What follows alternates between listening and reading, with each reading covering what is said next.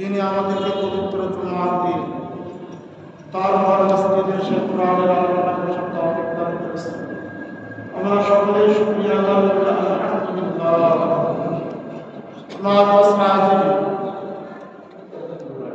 আমাদের আলোচনা চলতেছিল যে আয়াতটি তেলাওয়াত করেছিল, এই আয়াতের শানে নজুল সম্পর্কে কোন কোন মুফাসসিরিনে কেরাম বলেন এই দুই আয়াতে হলো হযরত আব্দুর রহমান ইবনে আওফ রাদিয়াল্লাহু তাআলা এবং হযরত উসমান ইবনে আফফান রাদিয়াল্লাহু তাআলা তাদের দান সম্পর্কে নাযিল হয়েছে। আর কোন কোন মুফাসসিরিনে কেরাম বলেন হযরত উসমান ইবনে আফফান রাদিয়াল্লাহু তাআলা তিনি যে কূপ, যে কূপের নাম বীর মদিনার একটি প্রসিদ্ধ কূপ, এই কূপ তিনি ক্রয় করে সবার জন্য উন্মুক্ত করে দিয়েছেন। বুখারী শরীফের মধ্যে এই বীর সম্পর্কে বর্ণনা আছে এবং তিরমিজি শরীফের মধ্যেও বর্ণনা আছে। অন্যান্য হাদিসের কিতাবের মধ্যেও এই বর্ণনা আছে।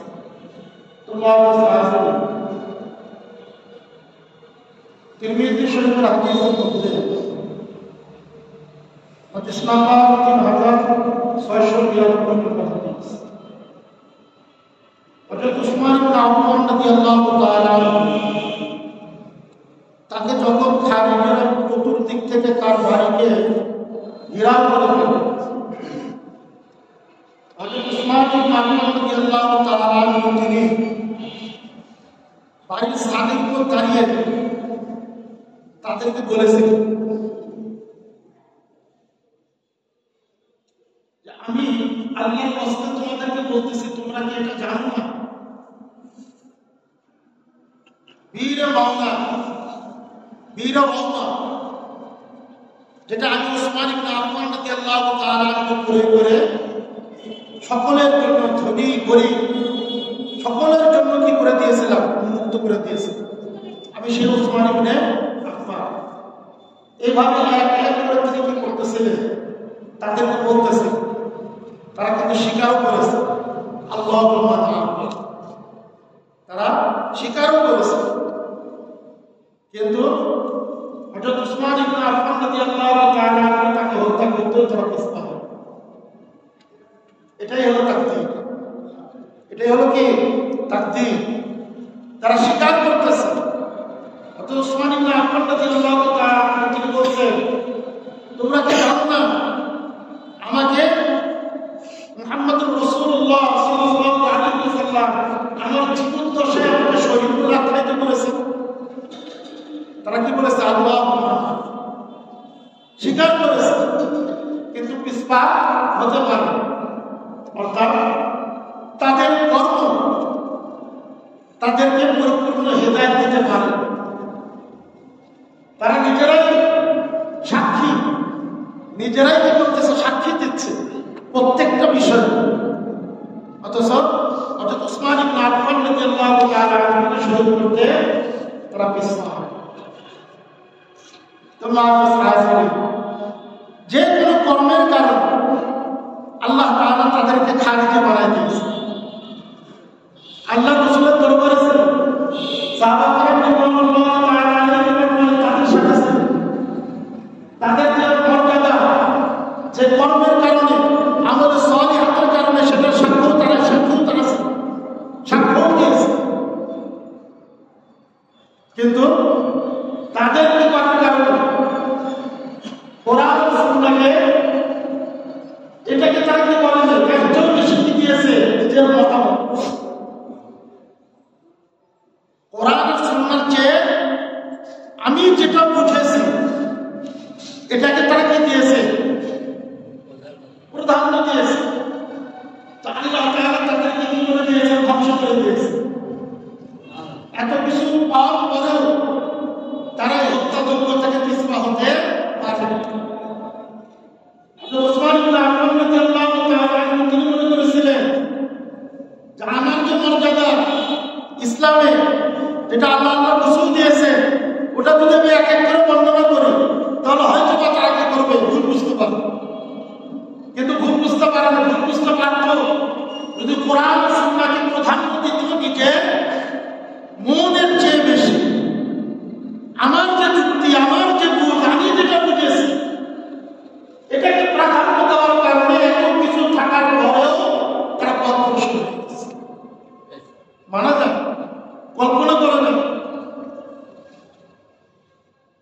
সেখানে তিনি কি করেছেন?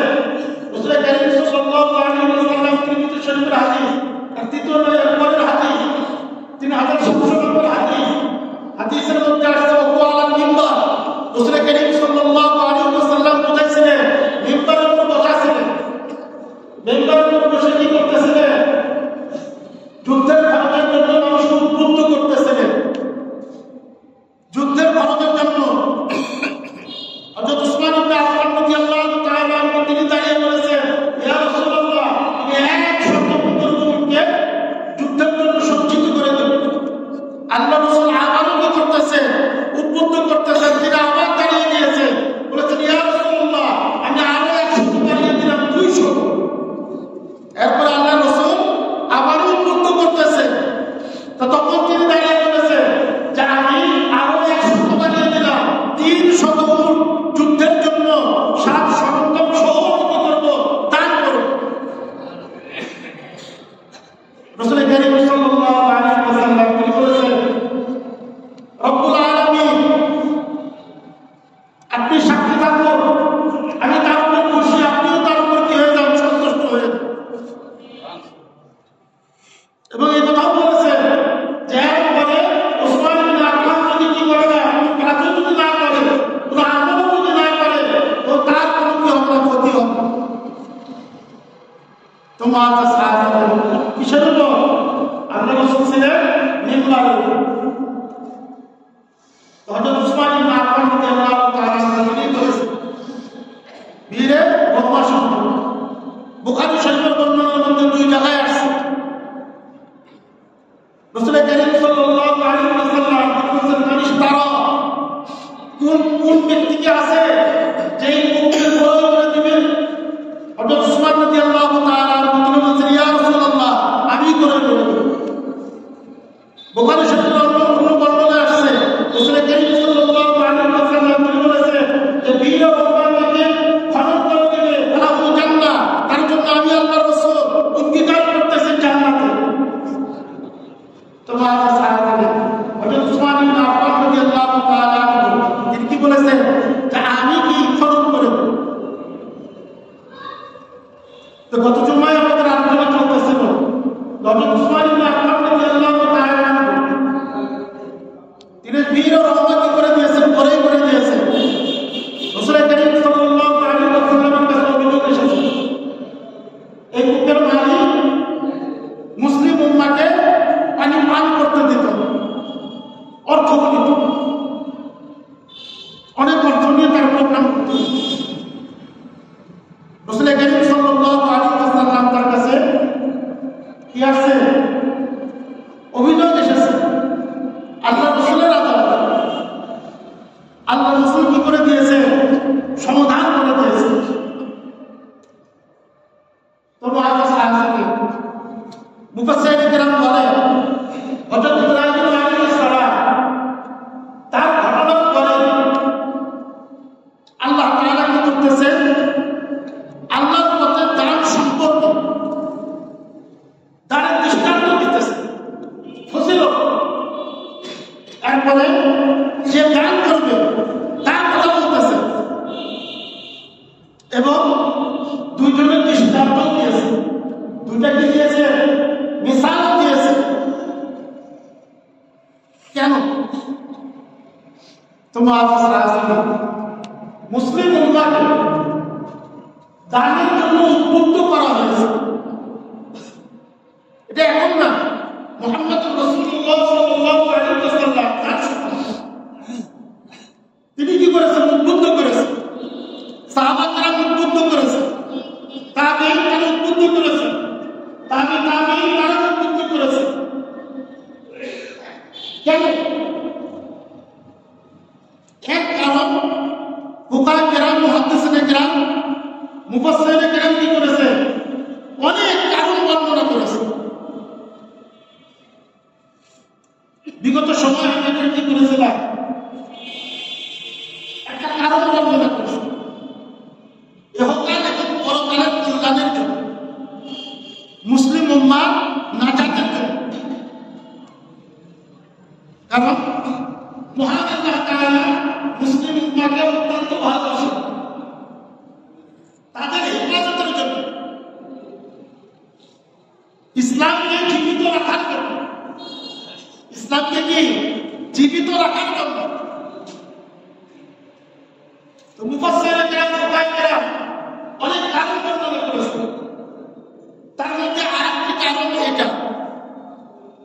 সেটা হলো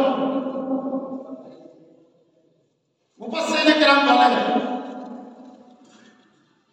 আল্লাহ তাআলার পথে দান করা, অর্থ সম্পদ দান করা। কোন ব্যক্তি যদি শুধুই দান করে, শুধুই আমল করে,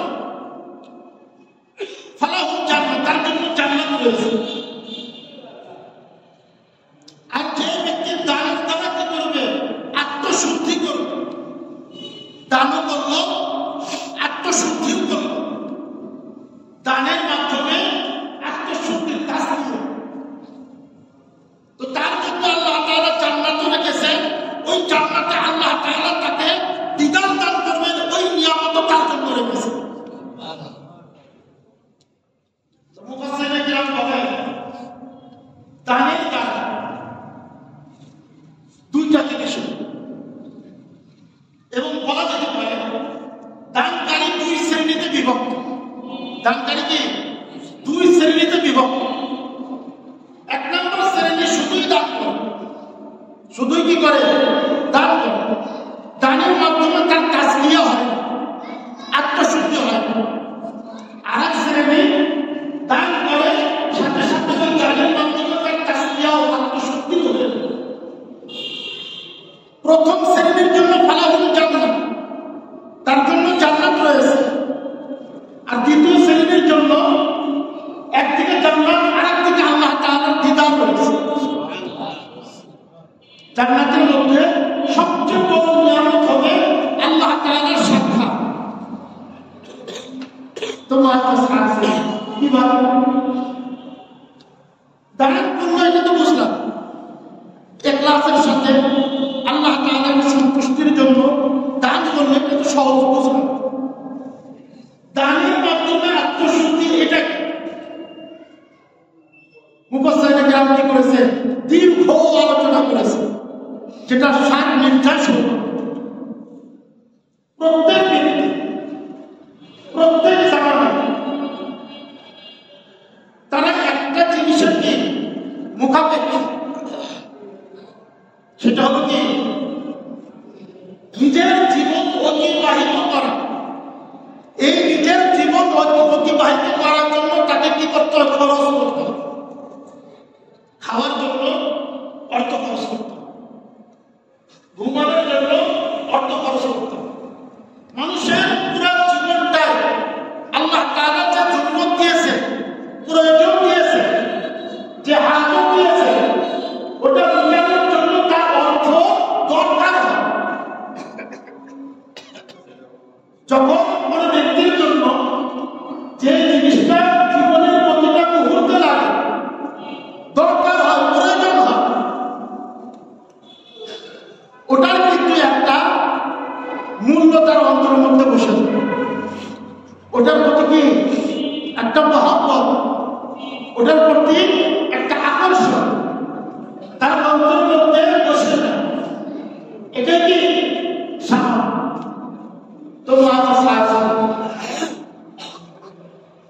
তো প্রত্যেক জামানায় প্রত্যেক মানুষের কাছে অর্থটা হলো কি অত্যন্ত প্রয়োজনীয়। আর প্রয়োজনের কারণে তার অন্তরের মধ্যে অর্থের একটা কি সম্পদের একটা লালসা, সম্পদের একটা মহব্বত তার অন্তরের মধ্যে থাকে। যেখানে দুনিয়ার কোনো কিছুর মহব্বত অন্তরের মধ্যে জায়গা পায়, সেখানে আল্লাহ তাআলার মহব্বত থাকে। আল্লাহ তাআলার মহব্বত কি হয় না? থাকে। কোন বান্দা যদি ওই আল্লাহ তাআলার জন্য তার মহব্বতে বারবার কি করতে থাকে? তার সম্পদকে খরচ করতে থাকে, তো আল্লাহ তাআলা তার অন্তরের মধ্যে থেকে সম্পদের মহব্বত দূরীভূত করে দেন, আল্লাহর মহব্বত বানিয়ে দেন।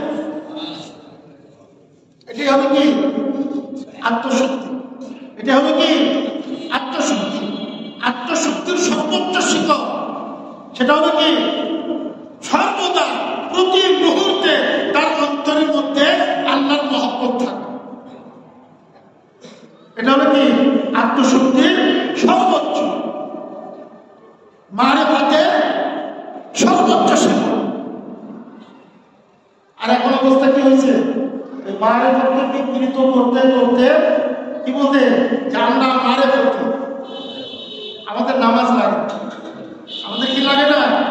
নামাজ লাগে না, আমরা মারিফত। তোমরা তো কি করো, ওই 5 ওয়াক্ত নামাজ পাঁচবার দাও, আর আমরা সর্বদা আল্লাহর ধ্যানেই থাকি। যত গাঞ্জা আছে যা আছে ওটা খেয়ে দেয়, আল্লাহর ধ্যানে থাকি। কোন জায়গায় পৌঁছে গেছে? অথচ সর্বোচ্চ সুন্দর হতে আল্লাহর মহব্বত সর্বদা এক মুহূর্তের জন্য তার অন্তর থেকে কি হয় না জানে। তা আল্লাহর যদি মহব্বত থাকে, আল্লাহর যদি মহব্বত থাকে, আজকে মুসলিম উম্মার কি দুর্দশা, দিনের কি দুর্দশা। তোমার অন্তরের মধ্যে ব্যথা লাগে? তুমি তো জানোই না, অন্তরে কোনো ব্যথা লাগে না। আর যদি আমি দাবি করি আমার অন্তরের মধ্যে আল্লাহকে সবচেয়ে ভালোবাসি, এটা কি ভুল? অর্থাৎ আবু বকর সিদ্দিক রাদিয়াল্লাহু তাআলা আনহু কি বলেছিলেন? মারিফাত, আল্লাহর মহব্বত সর্বোচ্চ শিখরে সদা সর্বদা আল্লাহর আকর্ষণ মহব্বত তার অন্তরের মধ্যে। আল্লাহ রাসূলের ওয়াফাত হয়ে গেছে, কোন সাহাবা বলেছেন যুদ্ধের ময়দানের জন্য একটা দল কি উপস্থিত পাঠাবে। কোন সাহাবা পরামর্শ করেছেন আল্লাহ রাসূলের দাফন কাফন শেষ হওয়ার পর হযরত আবু বকর সিদ্দিক রাদিয়াল্লাহু তাআলা আনহু বলেছেন, না, আমার সামনে দিন বিনষ্ট হবে, আমি আবু বকর ওয়ানা হাই, আমি জীবিত থাকবো, কখনোই হতে পারে। এটা হলো আল্লাহর মহব্বত, এটা হলো কি আল্লাহর মহব্বত। আর আজকে আল্লাহর মহব্বত কোথায় চলে গেছে? শিরকের মধ্যে চলে গেছে, বেদাতের মধ্যে চলে গেছে। দুনিয়াতে আশেপাশের একটা কি হয়, কান ভাঙা হয়, মনোমুগ্ধকর অবস্থা, ওটাকে আজকে মারিফত বলে চালানো হচ্ছে।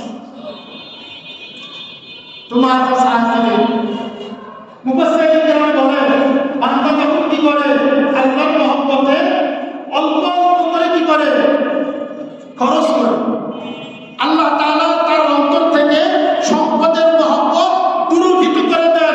পুরো আল্লাহ তাআলার মহব্বত তার অন্তরের মধ্যে হয়ে যায়। তো কাল কিয়ামতের ময়দানে জান্নাতের সাথে সাথে আল্লাহ তাআলার দিদার তার নসিব। এই কারণে আল্লাহ তাআলা কি করতেছে, হযরত ইব্রাহিম আলাইহিস সালামের ঘটনার পর ঘটনা বর্ণনা করতেছেন দানের ফজিলত। দানের কি ফজিলত? যে দুটি আয়াত নিয়ে এসেছে, এই দুইটা আয়াতের মধ্যে যুদ্ধের জন্য, ধর্মীয় যুদ্ধের জন্য যে দান করা হয়েছিল সেটার প্রেক্ষাপটে যে আয়াত নাযিল হয়েছে, ওরকম দুটি আয়াত আল্লাহ তাআলা কি করেছে এখানে নিয়ে এসেছে, অন্যান্য দানত আছে। যেমন আমি বললাম, দ্বিতীয় আয়াতের শানে নজুল কোন মুফাসসিরিন কেরাম বীর ও রওমার কথা উল্লেখ করেছে, কিন্তু অধিকাংশ মুফাসসিরিন কেরাম কি বলেছে, যুদ্ধের জন্য, ধর্মীয় যুদ্ধের জন্য যখন আল্লাহ রাসূল কি করেছিলেন, মিম্বারের উপর মিম্বারের উপর বসে উদ্বুদ্ধ করতেছিলেন, তখন ওসমান ইবনে আফফান রাদিয়াল্লাহু তাআলা আনহু একবার কি করছে, দাঁড়িয়ে গেছে আর 100 করে উপর বৃদ্ধি করে দিয়েছে। কারণ কি? কারণ হলো আগে মুসলিম উম্মার জীবন, আগে কি মুসলিম উম্মার জীবন। যদি মুসলিম উম্মাহ বেঁচে থাকে তাহলে আল্লাহর ইবাদত করবে, আল্লাহকে ডাকবে। মুসলিম উম্মাহ যদি জীবিত না থাকে, কিয়ামত পর্যন্ত আল্লাহকে ডাকনেওয়ালা একজন ব্যক্তিকেও পাওয়া যাবে না। আর যেদিন কি হবে, আল্লাহকে ডাকনেওয়ালা, আল্লাহু আকবার বলনেওয়ালা একজন ব্যক্তিও থাকবে না, ওই দিন ওই আসমান আর জমিনে আল্লাহ তাআলার কোনো দরকার নাই, কিয়ামত হয়ে যাবে, ধ্বংস হয়ে যাবে। এটা আমার কথা না, মুহাম্মদুর রাসূলুল্লাহ সাল্লাল্লাহু আলাইহি ওয়াসাল্লাম তিনি বলেছেন। আজকে আমরা কি বলতেছি, এই আসমান জমিনের মধ্যে যারা মুসলমান আছে, যারা আল্লাহর ইবাদত করে ঘনিষ্ঠভাবে হকের উপর আছে, তাদেরকে আমরা বলি পৃথিবীর বোঝা। পৃথিবীর কি বোঝা? আর কোরআন আর সুন্নাহকে বলে যেদিন এই বোঝা থাকবে না, ওদিন এই আসমান জমিনে তোমরা পৃথিবীর যত প্রযুক্তি আছে সব খাটিয়ে দেখো,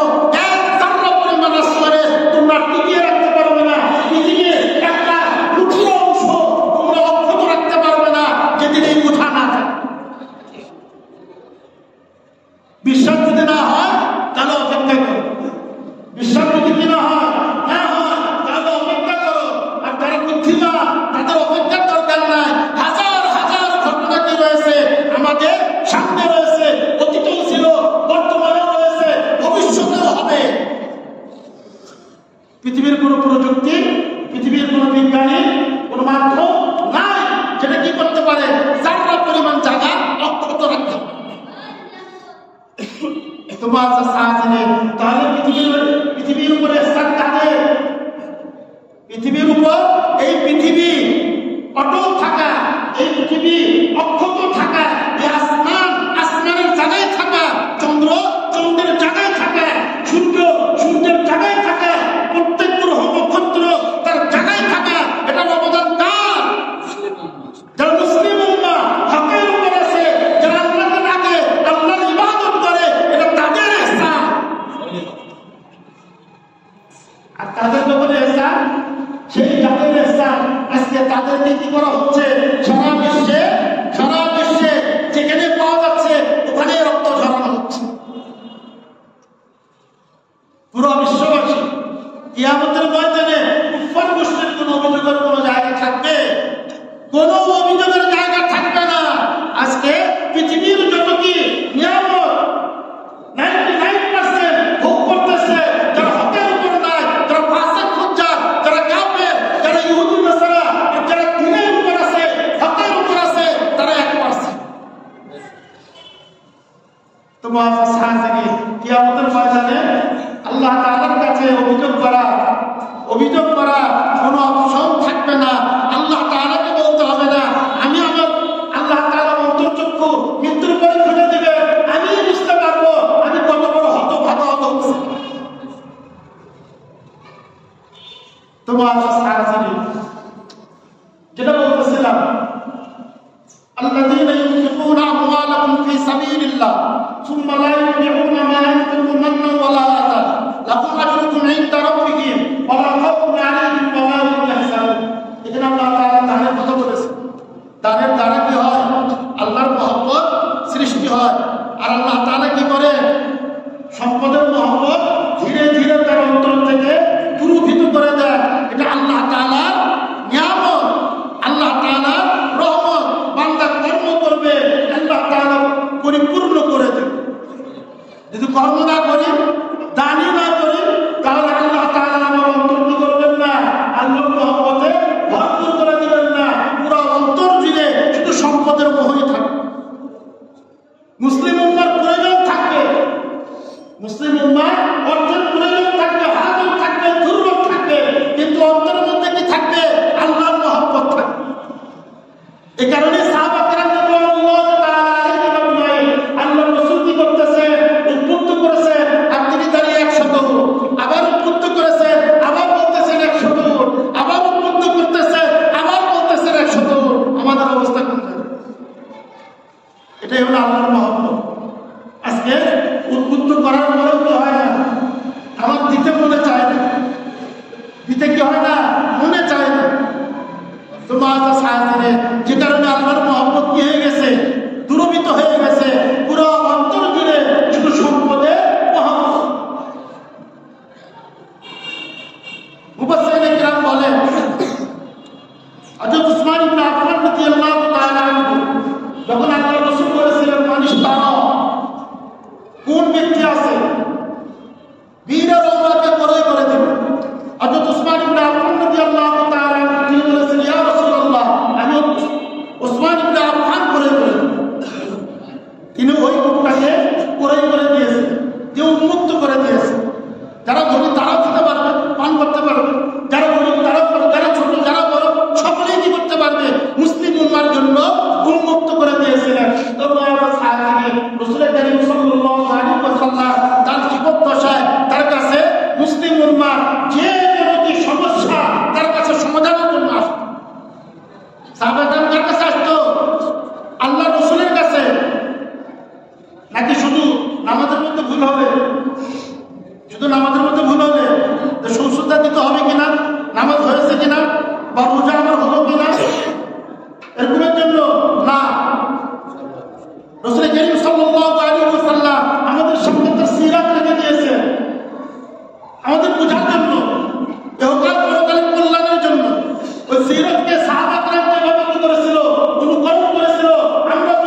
পারে আল্লাহ তাআলা তাদের মতো ইজ্জতের জিন্দেগি পুরো বিশ্ববাসীর মাঝে আমাদেরকে দিবে।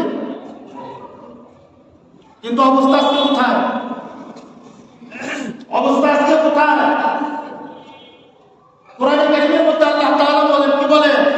ফালা ওয়া রাব্বিকা লা ইউমিনুনা হাত্তা ইউহাক্কিমুকা ফীমা শাজারা বাইনাহুম। এর মধ্যে আল্লাহ তাআলা বলেন, ফালা ওয়া রাব্বিকা, হে মুহাম্মদ, আপনার প্রভুর কসম। আল্লাহ তাআলা কি করতেছে? নিজের কসম খাচ্ছে যে হে মুহাম্মদ, আপনার রবের কসম, লা ইউমিনু আহাদুকুম, লা ইউমিনুনা, তারা কি হতে পারবে না? ঈমানদারি হতে পারবে না হাত্তা ইউহাক্কিমুকা, যতক্ষণ পর্যন্ত আপনাকে ফয়সাল, আপনাকে বিচারক না মানবে। কিসের ক্ষেত্রে? ফীমা শাজারা বাইনাহুম, তাদের মাঝে যে বিরোধপূর্ণ বিষয়, এই বিষয়ে আপনাকে বিচারক না মানবে ততক্ষণ পর্যন্ত তারা মুমিন হতে পারবে না। এটা হলো কি? ঈমান ভঙ্গের একটা কারণ। ঈমান ভঙ্গের কি একটা কারণ? কোন মুসলিম উম্মাহ যদি কি না করে, কোরআন ও সুন্নাহ অনুযায়ী ফয়সালা না করে, তার সমস্যা, তাহলে তার ঈমান থাকবে না। আল্লাহ তাআলা এই কথাই বলেছেন। আজকে আমাদের অবস্থা কোন জায়গায়? আল্লাহ রাসূলের দিকে আমাদের সমস্ত বিরোধপূর্ণের জন্য, সমস্যার জন্য, যাচাই বাছাইয়ের জন্য আমি কিভাবে করব, এটার জন্য কি পুরোটাই আল্লাহ রাসূলের দিকে আমরা তাওয়াজ্জু হই, স্বর্ণপন্ন হই? ওই আল্লাহ রাসূলের অবাক হয়ে গেছে, কিয়ামত পর্যন্ত কোরআনের আয়াত থাকবে, ওয়ারাসাতুল আম্বিয়া কিয়ামত পর্যন্ত থাকবে। কিন্তু আজকে আমরা কোথায় পৌঁছে গেছি? জীবনে 99% বিষয়ে সমস্যার সমাধান খুঁজি কোথায়? ইহুদি এবং নাসারা থেকে। আর 1% হয়তো কি করি ইসলামের প্রতি, সেটা কি? নামাজ, রোজা, হজ, যাকাত। ওয়ারাসাতুল আম্বিয়া যারা, যারা কোরআন ও সুন্নাহয় পারদর্শী, যারা হক্কানি উলামা, যারা তাদের কাছে কি নিয়ে যায়? 100 ভাগের মধ্যে ওই 1 ভাগ। এবং কি কার্যক্ষেত্রে ওটাও হয় না। ধর্মীয় প্রতিষ্ঠান বাংলাদেশে কত মসজিদ, যে মসজিদগুলিতে হক্কানি উলামা কিরাম আছে, নামাজ, রোজা, হজ, যাকাত পর্যন্ত শেষ, বাদ বাকি সবাই কি অন্য যা আছে সব আমলের প্রধান। নামাজের মধ্যে শুধু কি ইক্তাদায়িত বিহাদাল ইমাম, বাদ বাকি খবর নাই। বরং উল্টা ইমামকেই বলতে হয় ইক্তাদায়িত, ইমামকে কি বলতে হয়? ইক্তাদায়িত। ইক্তাদা না করলে ওই ইমাম থাকে না।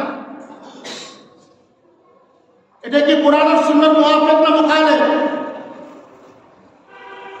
কোরআন সুন্নাহ অনুযায়ী এটা সংঘর্ষী। অথচ ফুকাহায়ে কেরাম বারবার বলেন যে একজন ইমাম যদি থাকে, ওই মসজিদের যত ইবাদত সমস্তগুলি তার পরামর্শ হবে। ঠিক, এটা ফুকাহায়ে কেরাম বলছেন, আমি না। যারা বলছেন ফুকাহায়ে কেরাম বলেছেন। অথচ ইমাম সাহেবের কোনো প্রয়োজনই নাই, আমরা যা ইচ্ছা করে নিলাম। এটা কি মুওয়াফিক হলো? এটা কি ফালা ওয়া রাব্বিকা লা ইউমিনুনা হাত্তা ইউহাক্কিমুকা, ওই আয়াতের মুওয়াফিক হলো না মুখালিফ হলো? সাংঘর্ষিক। অন্যান্য আমার জীবন তো পড়েই থাকে, একটা ধর্মীয় প্রতিষ্ঠা, সেখানেও মুওয়াফিক কি হয় না, কাজ হয় না। আবার বলতে পারি অনেক আলোচনা করতে থাকে, যেখানে ইমামকে কি করে আলোচনায় নিয়ে আসা হয় না, ইমামের দরকার হয় না, ইমামকে ওভারটেক করে যে আলোচনা হয়, সেখানে কোনো হক্কানি উলামা কেরাম যাবে না। আগেই বলবে কি ইমাম সাহেব কোথায়? যদি যোগ্য হয়, যদি কি হয় যোগ্য ইমাম হয়, ইমামের যদি যোগ্যতা না থাকে সেটা আমাদের, সেটা দায়িত্ব আমাদের। আমরা অযোগ্য ইমামকে কি বলেছি? ইমামতির দায়িত্ব দিয়েছি। তাহলে এই হলো আমাদের যে অবস্থা। আমরা বলি কি আমাদের ইজ্জত কোথায়, আমাদের সম্মান কোথায়? পুরো পৃথিবীতে মুসলিম উম্মাহর আজকে শ্রীমতি কেন? মনে হয় কিছুই জানি না, আসলেই কিছুই জানি না। হাজার হাজার ইলম রয়েছে কোরআন আর সুন্নাহর মধ্যে। আজকে আমাদের অবনতির কারণ আমরা, অন্য কেউ না।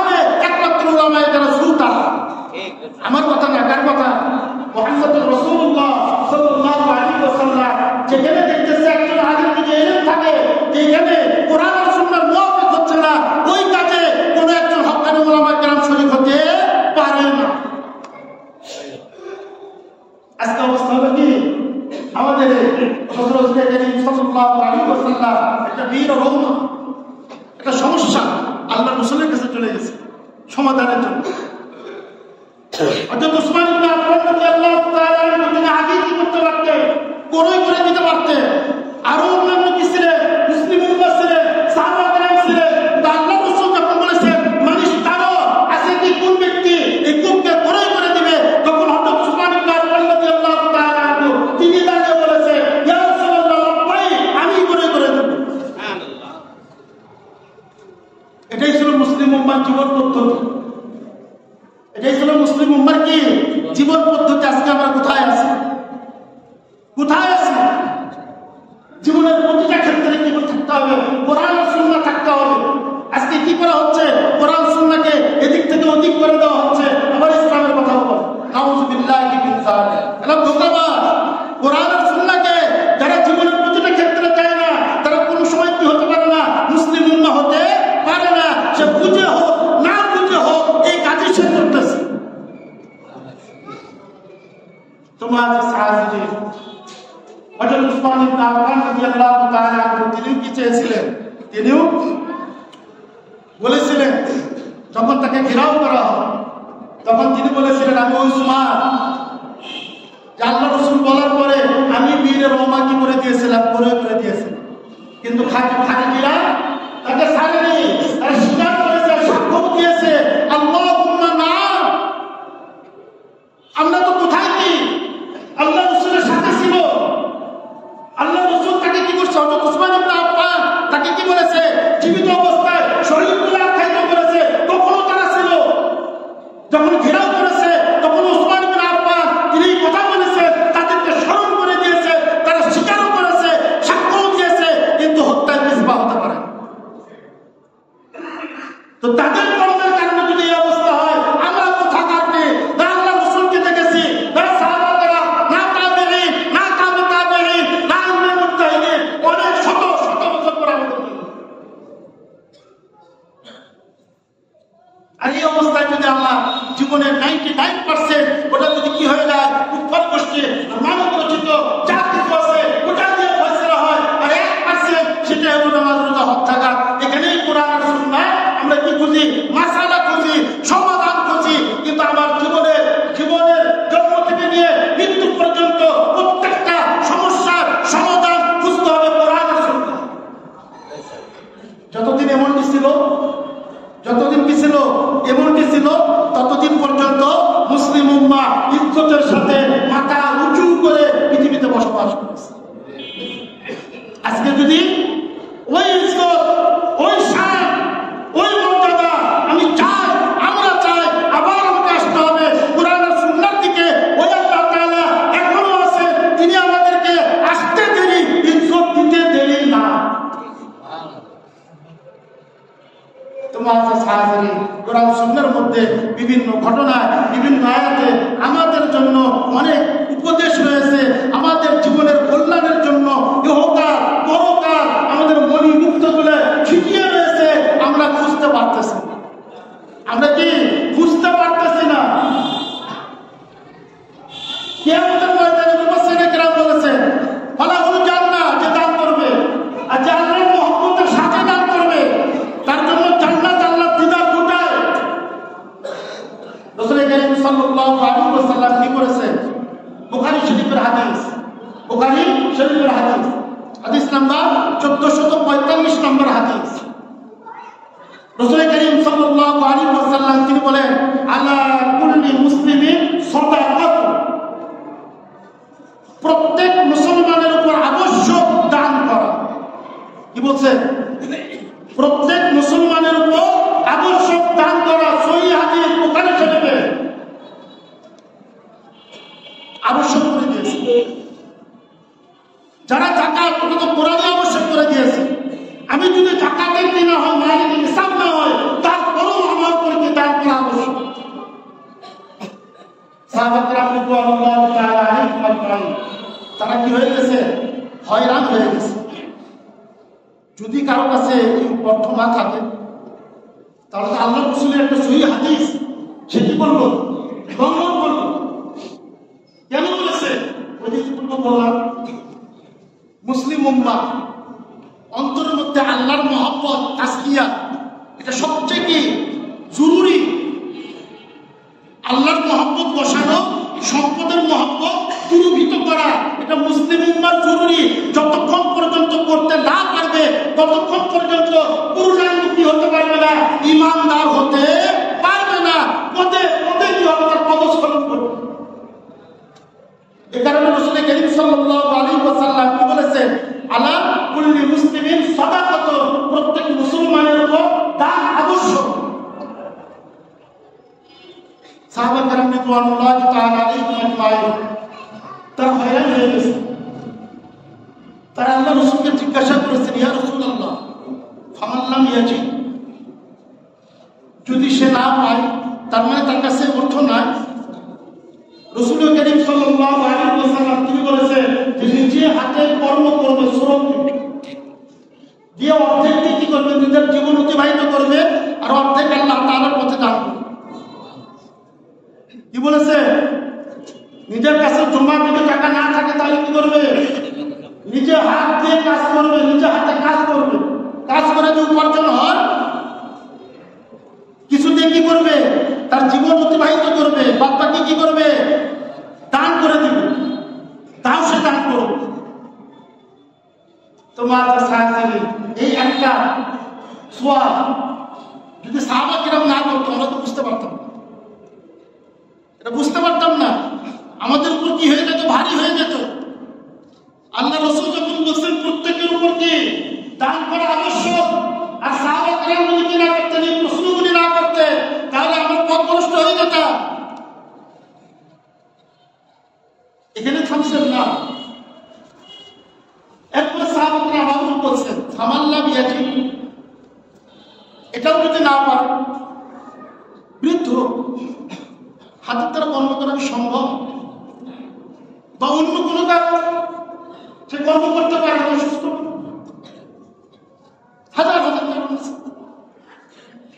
রাসূল কারীম সাল্লাল্লাহু আলাইহি ওয়াসাল্লাম তিনি বলেন, ওই মাজলুম যার সহযোগিতা প্রয়োজন তাকে সে সহযোগিতা করবে, এটাই তার জন্য দান। যে মাজলুম জুলুমের শিকার, তার প্রয়োজন সহযোগিতা করা, নিজে পারতেছে না জুলুম ঠেকানোর জন্য, মুসলিম উম্মাহ কি করবে? তার সহযোগিতা করবে, এটাই তার জন্য দান। এই একটা কথা আমরা যদি এর উপর আমল করতে পারি, আজকে মুসলিম উম্মার যত সমস্যা 99% সমস্যা কি হয়ে যাবে? দূরীভূত হয়ে যাবে। আজকে ব্যক্তি জীবন থেকে নিয়ে আন্তর্জাতিক জীবন পর্যন্ত কোন জায়গায় এই হাদিসের কি নাই? আমল নাই। ব্যক্তি জীবনে আমি দেখতেছি একজন একজনকে বলতেছে অন্যায় ভাবে, যাকে বলতেছে সে করার কিছু নাই, সে মাজলুম তালে, যে অন্যায় ভাবে বলতেছে সে জালেম। কিন্তু কি অনেক বিত্তবান, অনেক ক্ষমতা, আমি কি করি? পারলেও পক্ষ নেই, জালেমের পক্ষ নেই, অথবা যদি একটু কি থাকে, সহানুভূতি থাকে, তখন মাজলুম কি বলছে? তুমি এখানে চলে যাও। এই মুসলমান নিজে অবস্থা, নিজে আমি কি ভুক্তভোগী, তখন ঠিক আছে যান। যে জালেম তাকে বলার মতো কোনো ক্ষমতা নাই। শত শত মুসলমান, এটা কোন ঈমান, কোন তাকওয়া, কোন ইসলাম? আজকে কোথায় চলে গেছি আমরা? নাকি এটা ইসলাম না? সহিহ হাদিস বুখারী শরীফে 1445 নম্বর হাদিস। সাহাবা কেরাম রিদওয়ানুল্লাহি তাআলা আলাইহিম আজমাইন তারা জিজ্ঞাসা করেছে, যদি না পায় তাহলে কি করবে? ওই মাজলুম যার সহযোগিতা করে তাকে সহযোগিতা করবে, এটাই তার জন্য দান। আজকে ব্যক্তি জীবনে যদি আমরা এমনটি করতে পারি, প্রত্যেকে পারিবারিক জীবনে, সামাজিক জীবনে, এ পর্যন্তই আসি, সামাজিক জীবন পর্যন্ত আসি। আমি যেই সমাজে বসবাস করতেছি ওখানে আমরা নিয়োগ করবো কোনো অন্যায় হবে না, কোনো জালেম থাকতে পারবে না, থাকবে জুলুম করতে পারবে না। হতে পারি একত্রিত? পারি না। দুনিয়ার জন্য কত একত্রিত হচ্ছে না? দুনিয়ার জন্য কত একত্রিত হচ্ছে, ধর্ম কর্ম নির্বিশেষে একত্র হয়ে যাচ্ছে। আমরা মুসলমান হতে পারি না, কমাস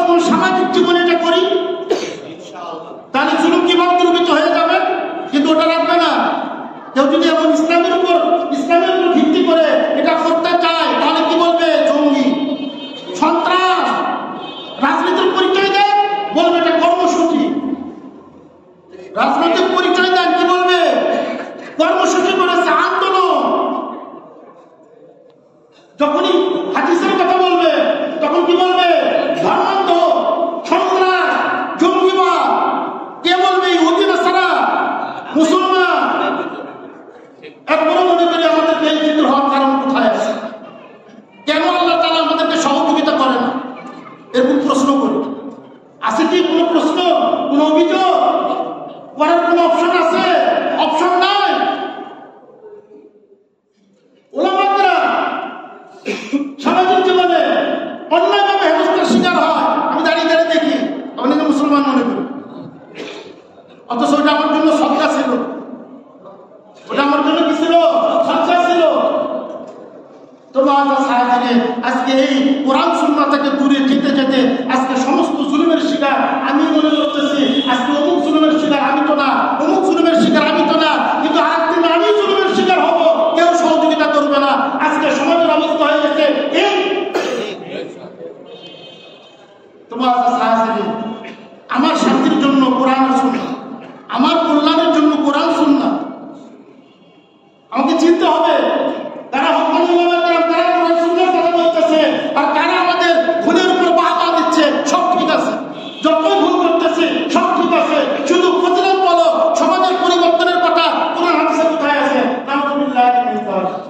ওই সমস্ত ওলামায়ে কেরামের কারণে আজকে মুসলমান বলে যে কোরআন সুন্নাহ যুগ উপযোগী না। কোরআন সুন্নাহ কি আছে?